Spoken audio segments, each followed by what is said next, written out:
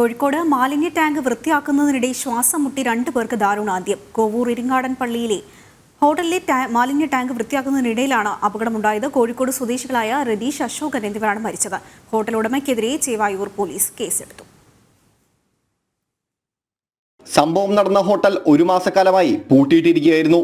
തുറന്നു പ്രവർത്തിക്കാനുള്ള ഒരുക്കങ്ങളുടെ ഭാഗമായാണ് മാലിന്യ ടാങ്ക് വൃത്തിയാക്കാനുള്ള പ്രവൃത്തി ആരംഭിച്ചത്. 10 അടിയോളം താഴ്ചയുള്ള കുഴിയിൽ 2 അടിയോളം ദ്രാവക രൂപത്തിലുള്ള മാലിന്യമുണ്ടായിരുന്നു. ആദ്യം വൃത്തിയാക്കാനായി ഇറങ്ങിയ തൊഴിലാളി ദേഹാസ്വാസ്ഥ്യം പ്രകടിപ്പിച്ചതിനെ തുടർന്ന് രണ്ടാമത്തെയാളും ടാങ്കിലേക്ക് ഇറങ്ങുകയായിരുന്നു.